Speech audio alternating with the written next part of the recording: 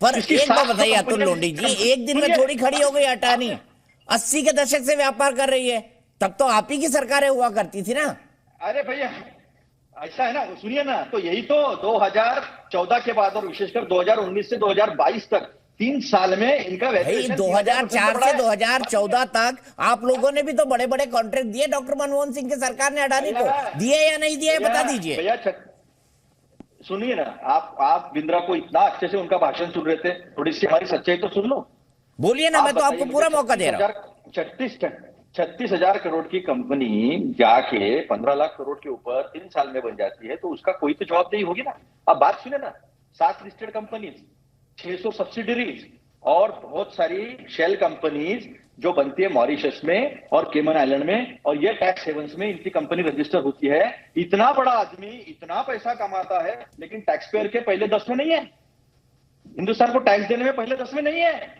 अभी मुझे एक बात बताइए, यहां से पैसा जो है, वो जो ओवर वैल्यूएशन अंडर वैल्यूएशन करके जो पैसा आता है, वो पैसा मॉरिशस में जाता है, केमन आइलैंड में जाता है, शेल कंपनियों में वहां पैसा दिया जाता है। वो शेल कंपनियां लिस्टेड कंपनी में पैसे भरती है और शेयर्स को जो है बढ़ा दिया जाता है। उसके बाद जब शेयर्स बढ़ने लगते हैं तो कुछ आम इन्वेस्टर भी आते हैं, लेकिन सबसे बड़ी LIC आती है, 6% एक्सपोजर है। मिस्टर बिंद्रा अगर होते यहाँ पे तो उनको बताता मैं कैसे होता है, जयचंद कौन है, हिंदुस्तान के सामने बताता उनको मैं। 6% का एक्सपोजर है बैंकों का और LIC का, और 75% के ऊपर कोई भी कंपनी का ओनर अपने पास 75% के ऊपर शेयर रख नहीं सकता। हिंदुस्तान में इनके 73 पॉइंट समथिंग शेयर है, लेकिन 12% शेयर इनके भाई के नाम से अलग अलग कंपनी में देश के बाहर है। 87% इनके पास है।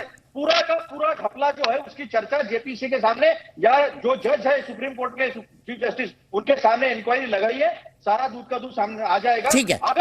अगर हम गलत निकलते हैं तो हम बोलेंगे एक हिंडनबर्ग नाम की कंपनी बाहर से हमको चैलेंज करती है, और अगर देश पे हमला है तो फिर डरते क्यों हो, चूहे जैसे भागते क्यों हो? जाओ उनको चैलेंज करो, अमेरिका में जाके उनको हराओ और बताओ देश को कि हम सही मायने में व्यापारी हैं। ठीक है, मैं सीधे वाजपेयी जी के पास चलता हूं। अतुल लोंढे जी, आपने अपनी बात कह दी, थोड़ा विराम भी दीजिए ना, मैं सबको पूरा मौका देता हूं। अतुल भाई, सीधे मैं वाजपेयी जी के पास चलता हूं। वाजपेयी जी, क्या अडानी बहाना है, मोदी निशाना है?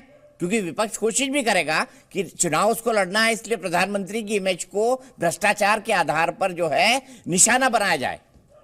क्या अडानी बहाना और मोदी निशाना है विपक्ष के लिए? देखिए विपक्ष का काम क्या है कि जो सत्ता में सरकार है उसको किसी भी तरीके से हटाए, चाहे गुमराह करे, चाहे आरोप चेपने की कोशिश करे। यही तो अब डिबेट में क्या निकल के आ रहा है, क्या आरोप चेपे जा रहे हैं, क्या कामयाब होंगे कि नहीं होंगे, ये तो विपक्ष का काम है।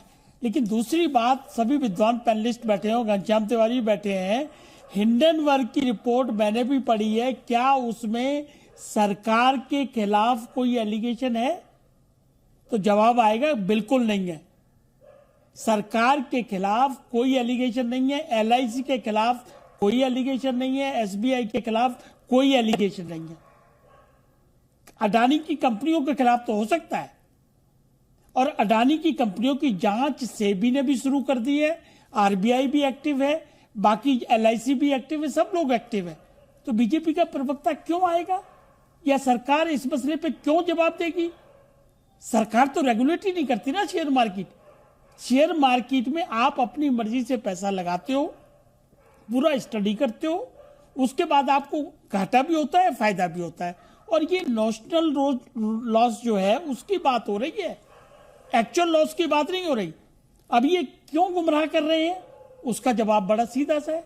2024 में इलेक्शन है, किसी मुद्दे पे नहीं घेर पा रहे हैं। कभी जाति जनगणना पे लाने की बात करते हैं, कभी महंगाई पे, कभी बेरोजगारी पे। और दूसरा पहलू एक और है कि जो आदमी, जो इंडस्ट्रियल हब जो है, तीसरे नंबर का विश्व का करोड़ रिसर्च आदमी बन गया, तो ये अर्थव्यवस्था को भी तो डिमोलिश करने की एक साजिश हो सकती है। इस पहलू पे नहीं सोचोगे, वो सोचना पड़ेगा आपको।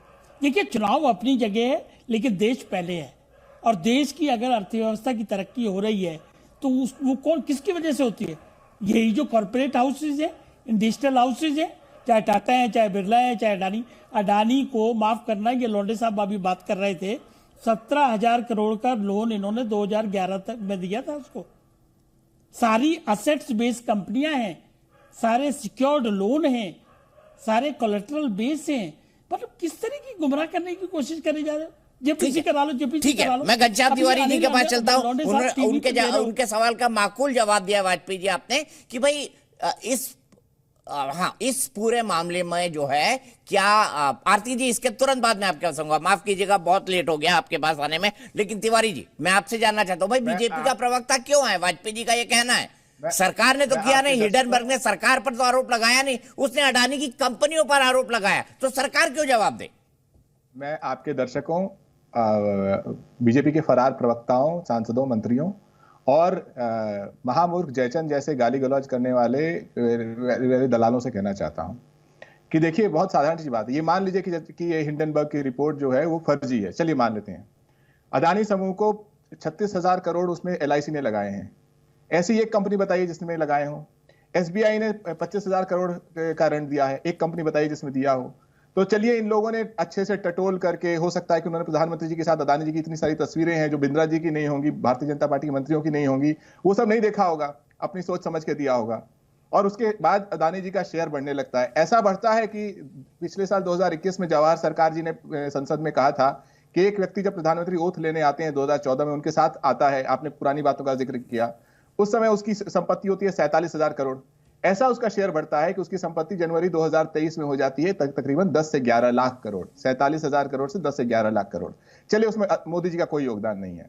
फिर एक हिंडनबर्ग की रिपोर्ट आती है, मान लीजिए वो फर्जी है, लेकिन ये मार्केट जिसमें एक से एक एक्सपर्ट हैं, कुछ फर्जी लोग भी हैं जो टीवी पे आते हैं, कुछ ऐसे हैं जो रियल एक्सपर्ट हैं, मार्केट उस रिपोर्ट को मानता है। उसके नतीजे से 11 लाख करोड़ का नुकसान मार्केट में निवेशकों को होता है। अदानी समूह को 8 लाख करोड़ का नुकसान होता है। सरकार की तरफ से एक शब्द नहीं आता। भारतीय जनता पार्टी के प्रवक्ता टीवी से भाग जाते हैं, और सरकार से जब पूछा जाता है कि ये जो सवाल पूछे गए हैं उसमें आपने कभी जांच की, सरकार को उस जांच के बारे में कोई रिपोर्ट नहीं डालती। सरकार ये भी नहीं बताती कि LIC ये बिल्कुल क्लियर है घनश्याम तिवारी जी कि सेबी और RBI कर रहे हैं ये काम। अरे भाई 11 लाख करोड़ निवेशों का नुकसान हो गया, अब क्या करेंगे? जब मार्केट में और संपूर्ण नुकसान हो जाए तब करेंगे? कब करेंगे? आप घर जल गया, आप ये कह रहे हैं कि सेबी और RBI जांच कर रहे हैं, आपको तो घर जलने से बचाना था ना। ठीक है, मैं आरती जी के पास चलूंगा, बहुत लेट जा रहा हूं उनके पास। तिवारी जी रुकिए, पॉज दीजिए। अडानी मुद्दे पर इस वक्त एक ब्रेकिंग खबर आ रही है। ब्रेकिंग खबर क्या है? अडानी मुद्दे पर कांग्रेस नेता जयराम रमेश का सरकार पर हमला है, ये घोटाले को छिपाने की कोशिश है। कल भी संसद चलेगी या नहीं पता नहीं। अडानी मामले पर प्रधानमंत्री बयान दे। अडानी मुद्दे पर कल एक बार फिर से सदन के बैठने से पहले विपक्ष की बैठक होगी, ये कह रहा है जयराम रमेश का, जो कि कांग्रेस पार्टी के बड़े नेता हैं और मीडिया से जुड़े सब कामकाज देखते हैं, पार्टी के बिहाफ पर स्टेटमेंट भी जारी करते हैं। सुनिए क्या कहा जयराम रमेश। सरकार इस पर हमें कुछ कहने के लिए भी हमें मौका नहीं दे रही है, और 3 दिन से पार्लियामेंट नहीं चल पाया है। कल क्या होगा मैं नहीं कह सकता हूं। कल 10 बजे सारी विपक्ष की पार्टियां मिल रहे हैं LOP नेता प्रतिपक्ष के ऑफिस में, मल्लिकार्जुन खड़गे जी के ऑफिस में, तब तय होगा।